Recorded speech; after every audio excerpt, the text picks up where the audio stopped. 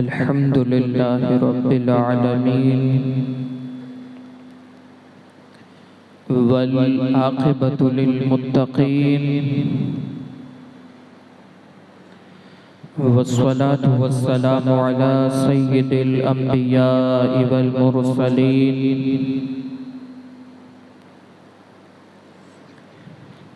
व अला आलिहि व अस्हाबिहि तय्यिबीन अत्ताहिरीन अम्मा बाद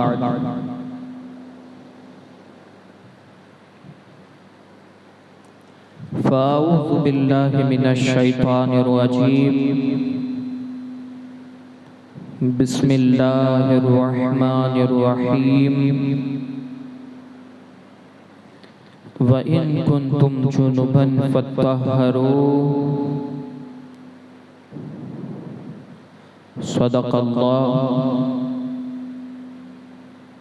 सदक़ल्लाहु मौलाना अज़ीम व बल्लगना रसूलुहुन नबियुल अमीनुल करीम व नहनु अला ज़ालिका लमिनश शाहिदीन व शाकिरीन वल्हम्दुलिल्लाहि रब्बिल आलमीन।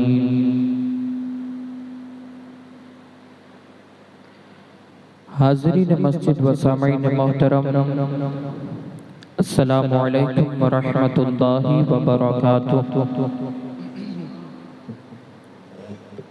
आइए कुछ अर्ज़ मारूज़ात पेश करने से पहले हम और आप मिलकर इंतहाई अक़ीदत व मोहब्बत में डूबकर अपने और सारी कायनात के मरकज़ अक़ीदत हुज़ूर अहमद मुजतबा मुहम्मद मुस्तफ़ा अरवाहुना फ़िदा सल्लल्लाहु तआला अलैहि वसल्लम की बारगाह बेकसबना में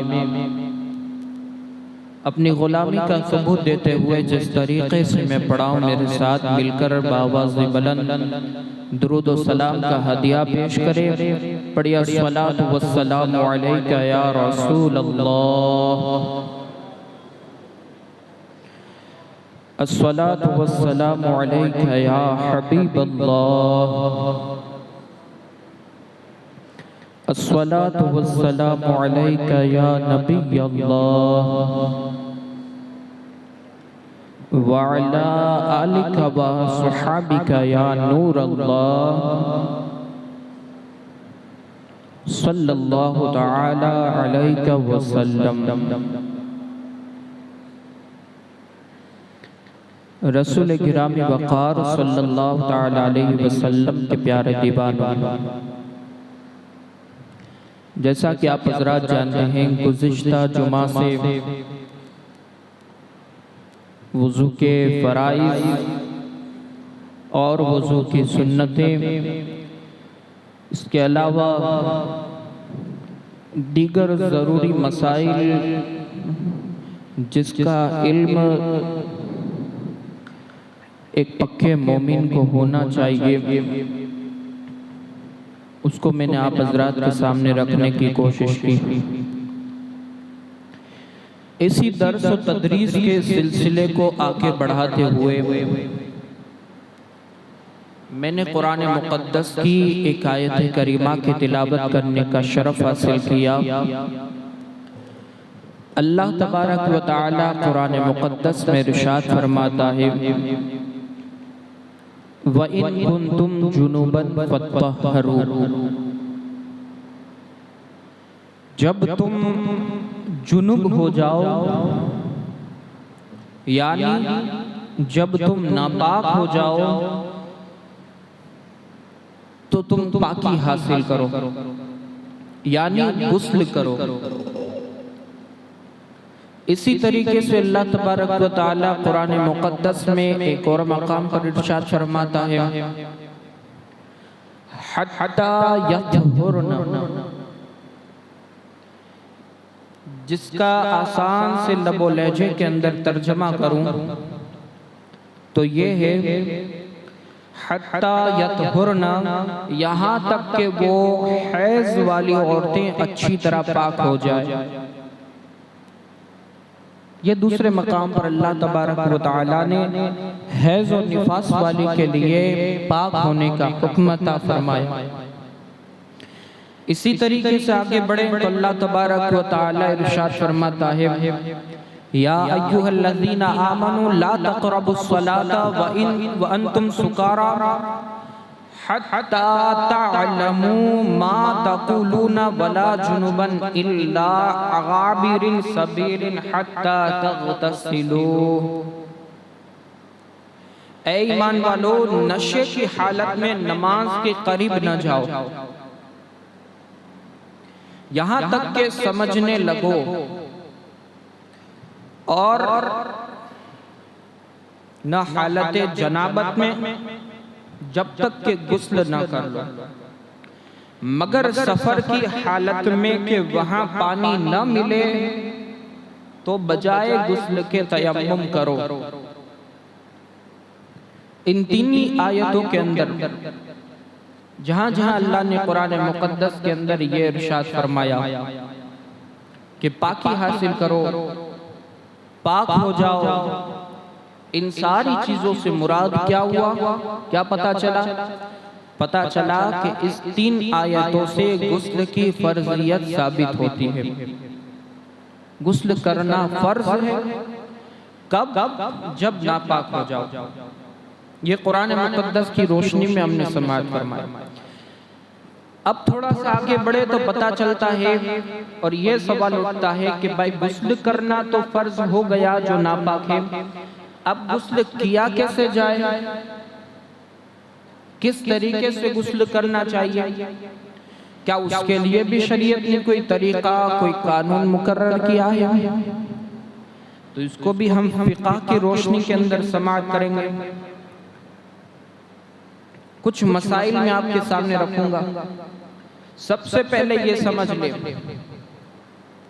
कि गुस्ल के फर्ज होने के असबाब जो है वो बाद में बयान करूंगा, लेकिन पहले गुस्ल की हकीकत को बयान किया जाए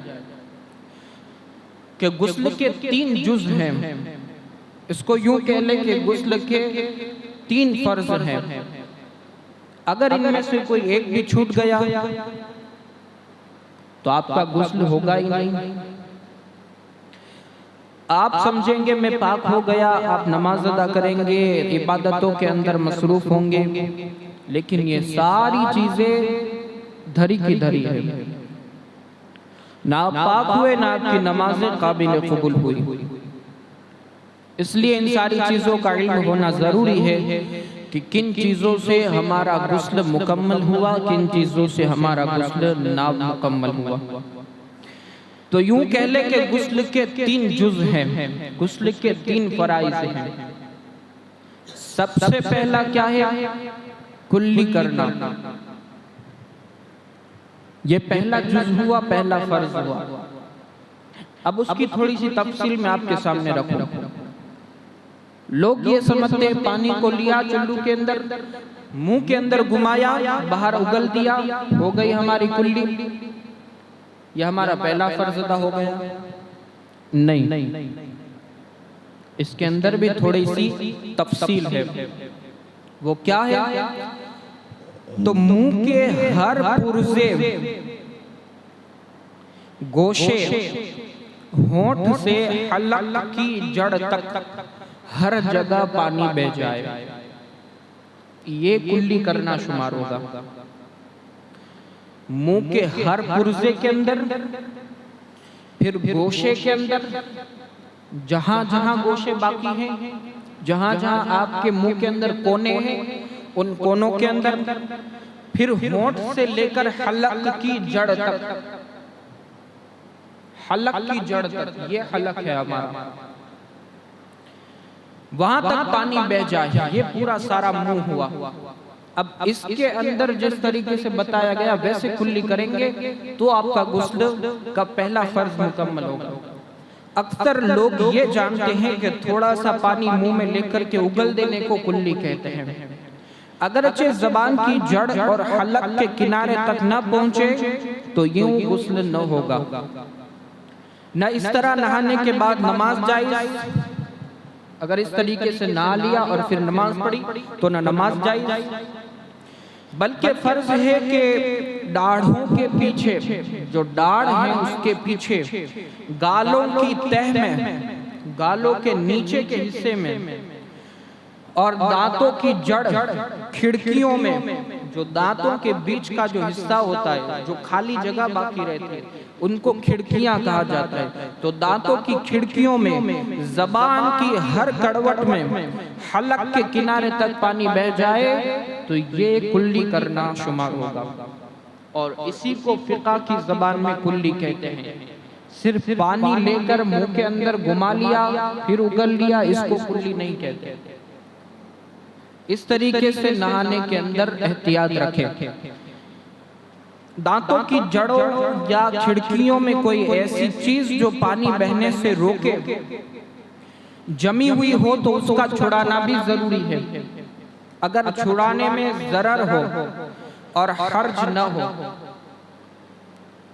छुड़ाने में जरर न हो न हर्ज हो, यानी कोई छुड़ाने के अंदर कोई नुकसान न होता हो या कोई तकलीफ देह चीज न हो, तो फिर छुड़ाना फर्ज है। अगर दांतों के अंदर कोई ऐसी चीज जम गई, कोई ऐसी चीज जो पानी पहुंचने से माने है, रोकती है, तो अब कहते हैं उसको छुड़ाना जरूरी है, लेकिन उस हद तक कि अगर उसको छुड़ाने में कोई नुकसान न होता हो।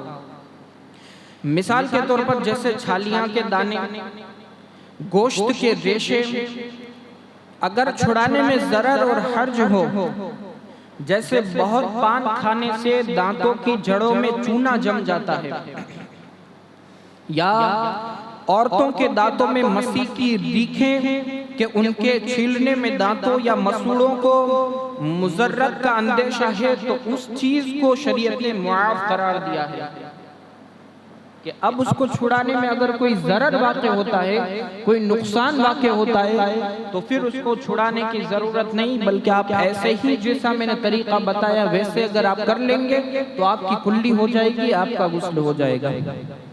लेकिन अगर छुड़ा सकते हैं तो फिर छुड़ाना फर्ज है, अगर नुकसान ना होता हो। यूं ही हिलता हुआ दांत तार से या उखड़ा हुआ दांत किसी मसाले वगैरह से जमाया गया हो और पानी तार या मसाले के नीचे न पहुंचे तो उसको भी मुआफ है। या खाने या पान के रेजे दांत में रह गए कि उसकी निगहदाश्त में हर्ज है, निकालने में कोई तकलीफ होती है, हाँ बाद में मालूम होने के उसको जुदा करना और धोना जरूरी है। अगर बाद में वो छुड़ जाता है, वो निकल जाता है, तो फिर उसको धोना फर्ज है जो हिस्सा बाकी रह गया था, जबकि पानी पहुंचने से माने हो। तो ये हुआ पहला फर्ज गुस्ल का, कुल्ली करना, जिसकी थोड़ी सी तफसील मैंने आपके सामने रखी, वक्त के अंदर मुकम्मल करूंगा। दूसरी चीज, दूसरा फर्ज नाक में पानी पहुंचाना। उसके लिए क्या जरूरी है, क्या हद मुकर्रर है, उसको सुने। नाक में पानी डालना यानी दोनों नथनों का जहां तक नरम जगह है धुलना, जहां तक नरम जगह है वहां तक पानी पहुंचा करके उसका धुलना यह फर्ज है कि पानी को सूंघ कर ऊपर चढ़ाए। बाल के बराबर भी अगर नाक में कोई जगह बाकी रह गई धुलने से तो गुस्ल न होगा। बाल के बराबर भी पानी नाक के अंदर पानी बहने से रह न जाए, वरना आपका गुस्ल मुकम्मल नहीं होगा। नाक के अंदर रीठ अगर सूख गई हो, नाक का मैल अगर सूख गया है तो उसको भी छुड़ाना फर्ज है। नीज बालों के, नाक के बालों का धोना भी फर्ज है। जो रीठ अगर सूख गई है उसका धुलना, उसका निकालना, उसको छुड़ाना भी फर्ज है, और नाक के अंदर जितने बाल हैं उन सारे बालों का धोना भी फर्ज है। इस कद्र गुस्ल के अंदर एहतियात है। इतना हमारा मजहब पाक और साफ शफाफ है। ऐसा पाक साफ शफाफ मजहब आपको कहीं देखने के लिए न मिलेगा। इस्लाम के अंदर इतनी सफाई के ऊपर जोर दिया गया है और कहीं ये भी कहा गया कि सफाई ये निस्फ ईमान है, सफाई हमारा आधा ईमान है। तो मुसलमान को होना चाहिए कि अपने आप को हमेशा पाक और साफ रखे, दूसरे लोगों की तरह नहीं खड़े होकर कहीं भी पेशाब कर लिया फिर अपने काम में लग गए। इस तरीके से नहीं होना चाहिए। ये मुसलमानों की अलामत नहीं है, ये मुसलमानों की पहचान नहीं है, बल्कि मुसलमानों की पहचान तो ये है कि मुसलमान हर वक्त पाक और साफ रहता है। बहरहाल बुलाग का सुराख अगर बंद ना हो तो उसमें भी पानी पहुंचाना जरूरी है। बुलाग कहते हैं एक जेवर है जो औरतों का जेवर होता है, जो नाक के अंदर पहना जाता है। तो उसके लिए कहते हैं कि अगर उसका सुराख बंद ना हो तो उसमें भी पानी पहुंचाना जरूरी है। फिर अगर तंग है तो हरकत देना जरूरी है। जिस तरीके से वुजू के अंदर मैंने सारे मसाइल बयान किए थे कि तंग अंगूठी पहनी हो तो उसको हरकत देना जरूरी है, इसी तरीके से गुस्ल के अंदर नाक में कोई चीज औरत ने पहनी है और अगर वो तंग है कि पानी नहीं पहुंच सकता तो फिर उसको भी हरकत देना जरूरी है, उसको हिलाना जरूरी है कि पानी नाक के नथनों के अंदर पहुंच जाए। यह हुआ दूसरा फर्ज। बड़ी तेजी के साथ मैं आगे बढ़ूंगा ताकि मुकम्मल हो जाए। फिर तीसरा फर्ज है तमाम जाहिरी बदन पर पानी बहाना। अब इसके अंदर थोड़ी सी तफसील, यानी सर के बालों से पांव के तलवों तक जिस्म के हर पुर्जे हर रोंगटे पर पानी बह जाना, ये फर्ज है। सर से लेकर पांव के तलवों तक जिस्म के हर पुर्जे हर बाल पर हर हिस्से पर हर रोंगटे पर पानी बह जाए। अक्सर अवाम बल्कि खवास यानी पढ़े लिखे, कुछ पढ़े लिखों की भी आदत होती है कि सर पर पानी डाल देते हैं और बदन पर हाथ फेर लेते हैं, वो समझते हैं हमारा गुस्ल हो गया। नहीं, ये मुकम्मल नहीं होगा गुस्ल, बल्कि बाज आज़ा ऐसे हैं कि जब तक उनको खास तौर पर एहतियात न किया जाए तो वो नहीं धुलेंगे और गुस्ल नहीं होगा। तो एहतियात जरूरी है, उसकी भी तफसील मैं आपको बयान करूं। जैसे सर के बाल अगर गूंदे ना हो तो हर बाल पर जड़ से नोक तक पानी बहाना ये जरूरी है। अगर गूंदे ना हो तो मर्द पर फर्ज है कि उनको खोल करके धोए और जड़ से लेकर के नोक तक पानी बहाए। औरत पर सिर्फ जड़ को तर्क कर लेना जरूरी है, उसको खोलने की हाजत नहीं है। जूड़ा बांध कर ना रही है तो फिर उसको खोलने की जरूरत नहीं है। हाँ, अगर चोटी इतनी सख्त गूंदी हो कि बेखोले जड़ें तर ना होगी तो उनका खोलना जरूरी है। अगर चोटी इतनी टाइट है कि उसको बेखोले पानी जड़ तक नहीं पहुंचेगा तो कहते हैं उसका खोलना जरूरी है। कानों में बाली वगैरह जेवरों के सुराख का वही हुक्म है जो नाक में नथनों के सुराख का हुक्म बयान किया। फिर भौंवों और मूछों और दाढ़ी के बाल का जड़ से लेकर नोक तक और उनके नीचे की खाल का धुलना ये भी जरूरी है। मूछे, भौवें और दाढ़ी के बाल जड़ से लेकर नोक तक उनके नीचे की खाल का धुलना ये भी जरूरी है। और फिर कान का हर पुर्जा उसके सुराख का मुंह इसका भी धोना जरूरी है। ये सारी वो चीजें बयान कर रहा हूं कि अगर उनके अंदर एहतियात न किया जाए तो हमारा गुस्ल नामुकम्मल होगा। कानों के पीछे के बाल का हटा करके धोना जरूरी है। किसी के बाल बहुत बड़े हैं कि कान को ढांक लेते हैं तो कहते हैं कान के पीछे के बाल हटा करके कान के पीछे का जो हिस्सा है उस पर पानी बहाना जरूरी है। ठुड़ी और गले का जो जोड़ है उसको मुंह को उठाए बगैर धुलेंगे तो पानी नहीं पहुंचेगा, तो मुंह को उठा करके धोना जरूरी है। यानी जो मुंह और गले का जो जोड़ है, जॉइंट है यहाँ पर, तो किसी की चमड़ी इतनी मोटी होती है कि यहाँ पर सलवटें पड़ती है। अगर इस तरीके से मुंह को नीचे करेंगे तो फिर सलवटें पड़ेंगी, चमड़ी एक साथ ज्वाइंट हो जाएगी, और ज्वाइंट होगी तो फिर उसके नीचे का जो हिस्सा है वो पानी से तर होने का रह जाएगा। तो कहते हैं मुंह को उठा करके उस सलवट को खोले और फिर मुंह और गले की जो जड़ है, ज्वाइंट है, उसके ऊपर पानी बहाए तो गुस्ल मुकम्मल हो जाए।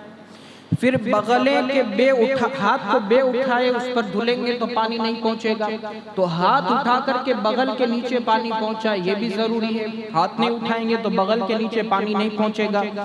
फिर बाजू का हर पहलू, इसके ऊपर पानी पहुंचाए। पीठ का हर जर्रा, पीठ के ऊपर भी बसा औकात हाथ नहीं जाता, इसलिए जरूरी है कि पीठ का हर जर्रा के उस पर पानी पहुंच जाए। पेट की बेल्टें उठा करके धोए, जिस तरीके से गले का बयान किया उसी तरीके से पेट के अंदर भी बहुत ज्यादा पेट मोटा होता है तो पेट के अंदर भी सलवटें पड़ती हैं, 2-4 हिस्से हो जाते हैं। तो अब जब 2-4 हिस्से हो जाएंगे नाक से लेकर के नीचे तक, तो फिर उसको भी उठा करके धोना फर्ज है, ताकि वो सलवटें खुल जाए और चमड़ी एक साथ मिल जाए और फिर उस पर पानी बह जाए। नाक को उंगली डाल करके धोए जबकि पानी बहने में शक हो। नाक के अंदर भी अपनी उंगली को घुमाए ताकि पानी का कतरा और पानी का हिस्सा उस पर पहुंच जाए। जिस्म का हर रोंगटा जड़ से नोक तक, जिस्म का जो हिस्सा है, जो रोंगटा है, उसके अंदर भी नोक से लेकर जड़ तक पानी पहुंचाना जरूरी है। फिर रान और पेड़ू का जो, रान इसको कहते हैं और पेड़ू ये नाक से नीचे का जो हिस्सा है उसको पेड़ू कहते हैं। तो नाक और पेड़ू का जो दरमियानी हिस्सा है जो दोनों पांव के बीच में रहता है उसका धोना भी जरूरी है। रान और पिंडली का जोड़ जब बैठ करके नहा रहे हो, रान और पिंडली का जो जोड़ है, अगर पांव को इस तरीके से बैठ करके नहाएंगे तो घुटने के जो पीछे का हिस्सा है उस पर भी पानी नहीं पहुंचेगा। तो पांव को फैला करके उसके नीचे भी, घुटने के नीचे भी पानी पहुंचाए। दोनों सुरीन के मिलने की जो जगह है, खुसूसन जब खड़े होकर के नहा रहे हो उस वक्त भी उस पर पानी पहुंचाए। रानों की गोलाइयां जो है वो उस पर भी पानी पहुंचाए। पिंडलियों की करवटें हैं उस पर पानी पहुंचाए। ज़कर और उनसैन के मिलने की जो सतह हैं उसको भी बेजुदा किए नहीं धुलेंगे। जो मर्द का जो हिस्सा है उसको भी जो है वो नफ्स का जो हिस्सा है उसको भी उठा करके धोए। और फिर जिसका खतना न हुआ हो तो अगर खाल जो है वो छुड़ सकती हो तो उसको छुड़ा करके धोए। इसी तरीके से अगर माथे पर अपशा चनी हो, यानी माथे पर शिकन हो, माथे पर जो है वो सलवटें हो, कुरछलियां हो, तो उसको भी छुड़ा करके उस पर भी पानी पहुंचाए, वरना तुम गुस्ल मुकम्मल नहीं होगा। बाल में गिरा पड़ जाए तो गिरा को खोल करके उस पर पानी बहाना जरूरी है। किसी जख्म पर पट्टी वगैरह बंदी हो कि उसके खोलने में जरर या हर्ज हो, या किसी जगह मर्ज या दर्द के सबब पानी बहना जरर करेगा तो उस पूरे अज़्म को मसा करे, और न हो सके तो पट्टी पर मसा करे। अगर पट्टी बंधी हुई है और पट्टी को छुड़ा करके आप उस पर मसा कर सकते हैं तो फिर जख्म के ऊपर मसा करें। बस सूरत ये कि उस पर दर्द का अंदेशा ना हो, जरर का अंदेशा ना हो। और अगर आपको ये पता है कि अगर उस पर मसा किया जाएगा, पानी पहुंचाया जाएगा, तो फिर दर्द के अंदर इजाफा हो जाएगा, जरर के अंदर इजाफा होगा, नुकसान ज्यादा होगा, कई अमराज पैदा हो जाएंगे। तो फिर कहते हैं उस पट्टी के ऊपर ही मसा कर ले, आपका मसा हो जाएगा। लेकिन पट्टी मौज़े हाजत से ज्यादा न रखी जाए, यानी जितनी हाजत है उतनी ही पट्टी को रखा जाए, जितना जख्म है उसी पर पट्टी बांधी जाए, वरना फिर मसा करेंगे तो काफी नहीं होगा। जो पट्टी के अलावा का हिस्सा अगर आपने उस पर भी पट्टी बांध रखी है कि उस पर जख्म नहीं है, मिसाल के तौर पर यहाँ जख्म है, अब अगर किसी ने यहाँ से लेकर ये पूरा हाथ को बांध दिया, पूरे हाथ पर पट्टी बांध दी, तो अब यहाँ को छोड़कर जितना हिस्सा बाकी रहता है उतने हिस्से पर पानी का धुलना फर्ज है। अब उसको बेधुले आप गुस्ल करेंगे, आपका गुस्ल मुकम्मल नहीं होगा। लेकिन एक सूरत यह है कि जख्म ऐसा है कि उस पर पट्टी बांधने के लिए पूरे हाथ का इस्तेमाल करना जरूरी है। या पूरे अज़्व का बांधना जरूरी है, पूरे अज़्व पर पट्टी बांधना जरूरी है।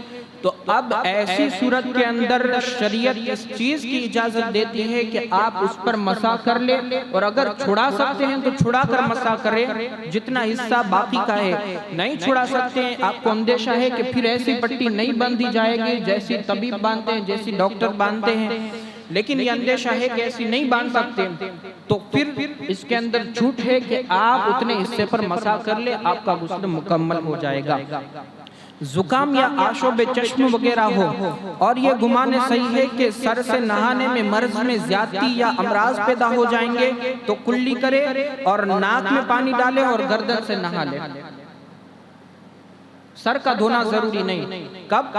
जब जुकाम हो या आशोब चश्म वगैरह हो। जुकाम मतलब कोई नॉर्मल सा जुकाम ना हो, बहुत शदीद जुकाम हो और जिसके अंदर अंदेशा हो कि अमराज मेरा बढ़ जाएगा, मेरे अंदर कई बीमारियां पैदा हो जाएंगी, और जो है वो नुकसानी का अंदेशा हो, बीमारियों का अंदेशा हो, तो उस वक्त शरीयत की इजाजत देती है कुल्ली करे, नाक में पानी चढ़ाए और गर्दन से लेकर के नहा ले, सर को न धोए, और नहाने में गर्दन से नहा ले और सर के हर जर्रे पर भीगा हुआ हाथ फेर ले, इससे गुस्ल हो जाएगा। सर पर पानी बहाने की जरूरत उस वक्त नहीं है, लेकिन सर पर जो है वो भीगा हुआ हाथ फेर ले, यानी जिस तरह हम वुजू के अंदर मसा करते हैं इस तरीके से मसा कर ले, आपका वुजू मुकम्मल हो जाएगा।